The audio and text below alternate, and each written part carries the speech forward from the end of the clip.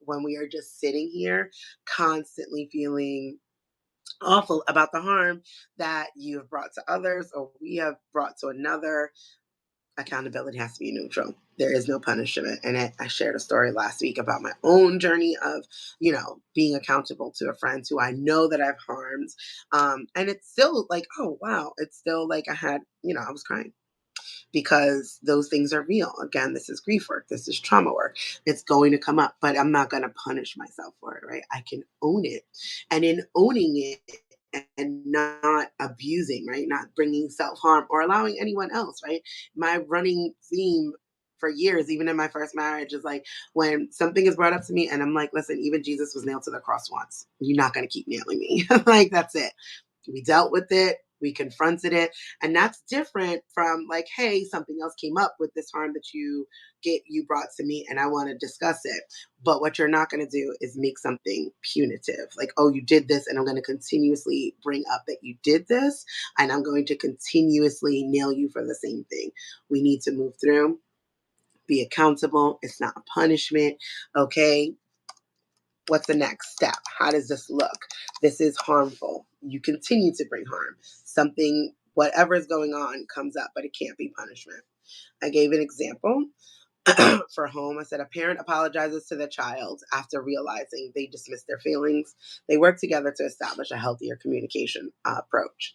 I have to do this often with my kids because I am who I am as a person. I just like this is what I mean by neutral, right?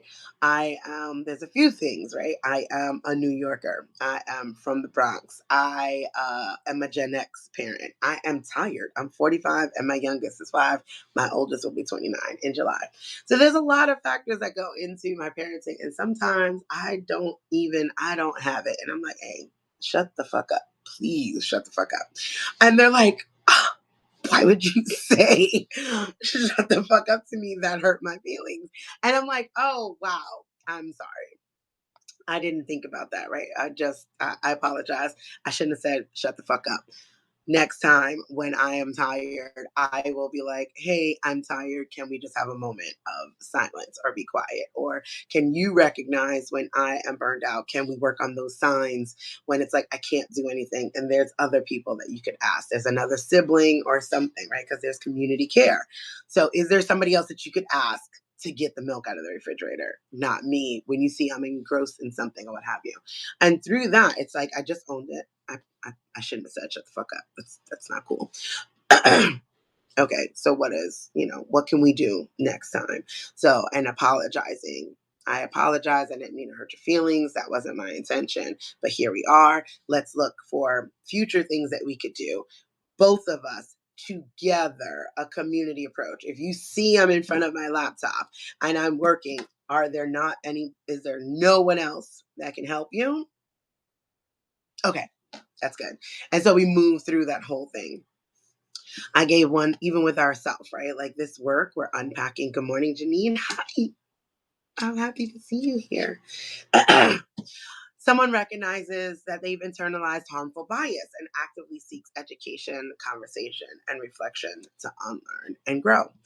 These systems harm us first, right? Like it's easy to project systems of harm, the violence of whiteness, all of the supremacy culture onto others because it's self-inflicted, right? Like we've learned how to internalize that. Whoever you are, you've internalized certain ideas, beliefs, and biases from supremacy culture, which makes it something so normal, so lizard brain that you can direct it to another person and you don't seem to find the harm. I'm like, I made it through or I survived. I did so. And whatever kind of excuse that you've given yourself, you have to sit down and be like, okay, how have I caused harm to my own self with these thoughts of supremacy culture? Why do I not feel worthy? Why do I not feel deserving of something?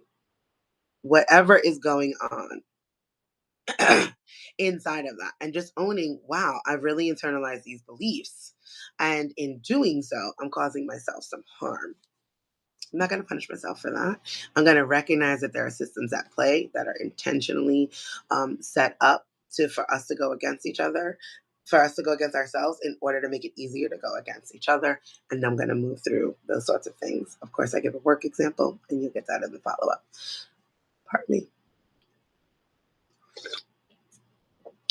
Good morning, Kaylin. Two, clear processes prevent harm from being ignored. Without clear accountability processes, harm often goes unacknowledged and dismissed, leading to broken trust and unresolved conflicts and community fractures. This is so easy to do, right? Like, oh, if they didn't bring it up, I don't need to mention it. Part of accountability is just owning it. Like, hey, I noticed that I did this, right? Again, if we're releasing the punishment aspect of it, we can then just step into the neutrality of it. Like, oh, you know what? I think that when I said that, that hurt. And I just want to check in with you. I want to acknowledge that this is something that I realized I did. Did it impact you in that sort of way? Maybe it did, maybe it didn't. Maybe they didn't notice. But accountability is really powerful when it's neutral, right? Like, oh, okay, well, just was checking in, right? Like, this is how we do this. Here's this 1, 2, 3 step, whatever process you decide you want to create with that. I'm glad you're here too, sweetheart. So, as an example, I said a family sets up a process where household concerns, conflicts, emotional needs, or shared responsibilities are discussed at weekly meetings and mutual agreements for a resolution. And in a dream world, I would do this weekly. Reality is I don't have time to do that weekly.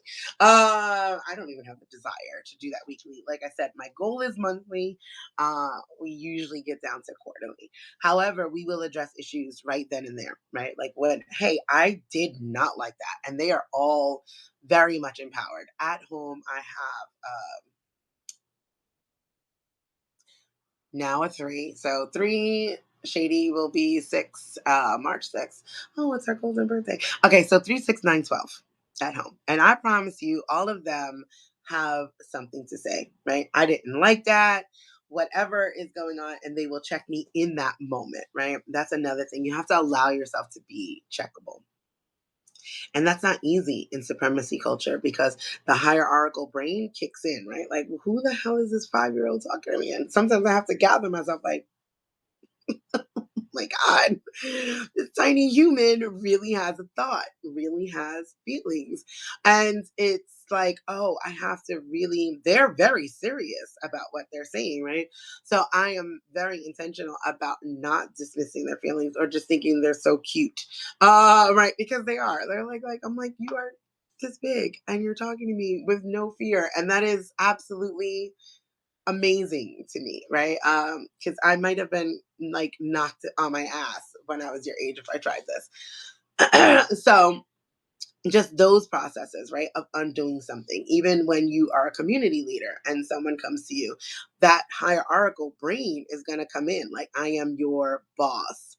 I am the leader of the crew. Whatever is going to come in, because again, supremacy culture has made us internalize these thoughts, right? And then we externalize them through our action. Like, who are you talking who are you talking to? How dare you, right? Like this idea that you are unapproachable. That cannot exist in community spaces, right? Anywhere. Like everybody is approachable. There's nobody is above reproach. No one is above correction. No one is above being able to hear what's going on or how what they said and or did may have impacted someone. No one. None of us are above it, right? And you have to walk into that space knowing that and then have some processes, right? So for our work, when I said a nonprofit implements a structured harm repair process, right? For for profit corporations, like there's an HR process. That is a sort of an accountability